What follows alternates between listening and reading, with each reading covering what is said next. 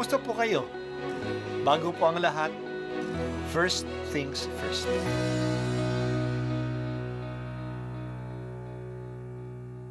Good morning po. Sinisimulan po natin ngayon ang first things first. At dito po, tinatalakay natin sa unang bahagi ng umaga natin ay ang first readings na binabasa po sa banal na misa. Ito pong tinatalakay natin kasi madalas po marami na tayong alam tungkol sa gospel readings. Pero konti po ang nagsasalita sa first readings. Pero ang first readings, bahagi din po yan ng Biblia, ng banal na kasulatan. Kaya susubaybayan po natin ang mga first readings, basahin po natin at kuminsan kailangan ng basahin ng 2 o 3 beses bago maintindihan kasi hindi po tayo familiar sa mga istorya at sa mga kaisipan na tinatalakay dito. Ang pagbasa mula sa aklat ng Henesis. Pagkakain ni Adan sa bunga ng puno, tinawag siya ng Panginoon at tinanong, "Saan ka naroon?" "Natakot po ako nang marinig ko kayong nasa hardin. Nagtago po ako sapagkat ako'y hubad," tugon ng lalaki. "Sinong may sabi sa iyong hubad ka?" tanong ng Diyos. "Bakit? Kumain ka ba ng bungang ipinagbabawal ko?" "Kasi pinakain po ako ng babaeng ibinigay ninyo sa akin," tugon ng lalaki. "Bakit mo naman ginawa iyon?" tanong ng Diyos sa babae. "Mangyari po'y nilinlang ako ng ahas, kaya ako natuksong kumain," tugon naman niya. At sinabi ng Panginoon sa ahas, "Sa iyong ginawa'y may parusang dapat, na tanging ikaw lang yaong magdaranas. Ikaw ay gagapang ang hatol kong gawad, at alikabok ang pagkaing dapat. Kayo ng babae laging mag-aaway, binhimo't binhi niya'y laging maglalaban. Ito ang dudurog ng ulo mong iyan, at ang sakong niya'y ikaw ang tutuklaw." Eva ang itinawag ni Adan sa kaniyang asawa, sapagkat ito ang ina ng sangkatauhan. Ang salita ng Diyos. Salamat sa Diyos. Ngayon ay ang kapistahan ng Immaculate Conception, ang kalisinisang paglihi kay Maria. Ito'y araw ng pangilin para sa atin sa Pilipinas kasi si Maria na ipinaglihi ng walang kasalanan ay patron ng buong Pilipinas. Happy Fiesta sa ating lahat. Kasalanan ang nagsira sa plano ng Diyos para sa mundo. Ginawa ng Diyos na maganda ang lahat. Pero hindi nakiisa ang tao sa kanyang balak.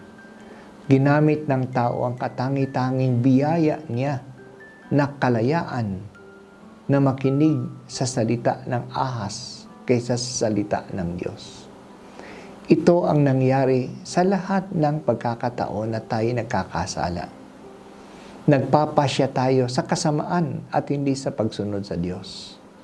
Pero hindi naman tayo pinababayaan ng Diyos. Palagi niya tayong hinahanap.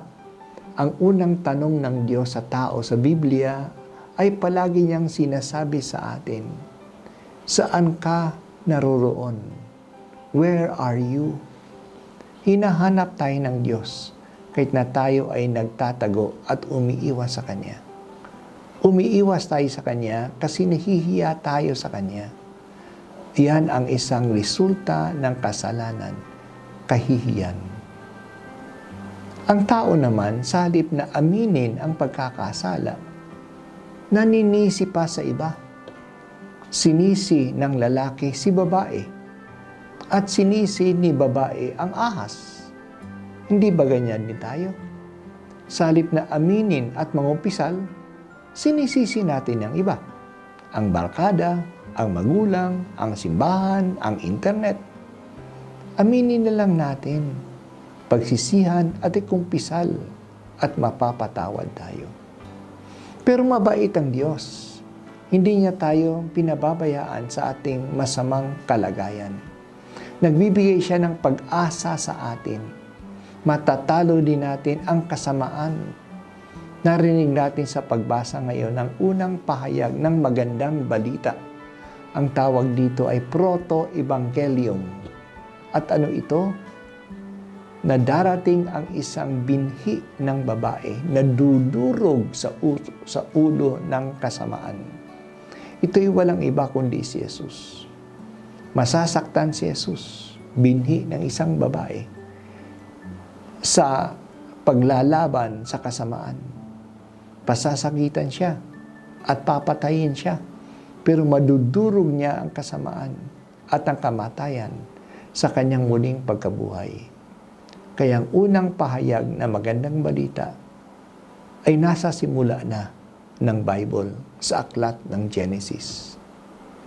Si Maria ay hindi nabahira ng kasalanan sa simula pa ng kanyang buhay dahil sa mula sa kanyang katawan, kukuha ang Diyos ng laman ng Diyos sa kanyang pagiging tao.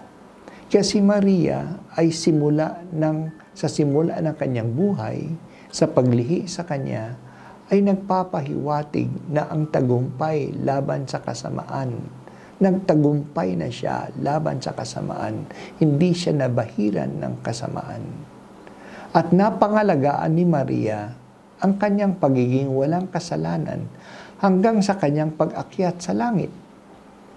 Si Eva rin ay nagsimula ng walang kasalanan.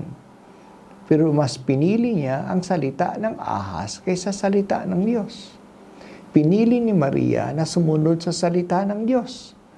Kaya ito ay nagkaroon ng laman sa kanyang sinapupunan. Pinupuri ka namin at dinadakila, o mahal na ina. Ibahagi mo rin sa amin ang iyong tagumpay laban sa kasamaan.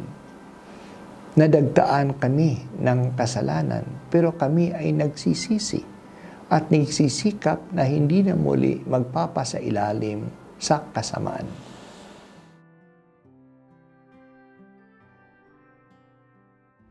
At ako po ay si Bishop Broderick Pabilio dito sa First Things First.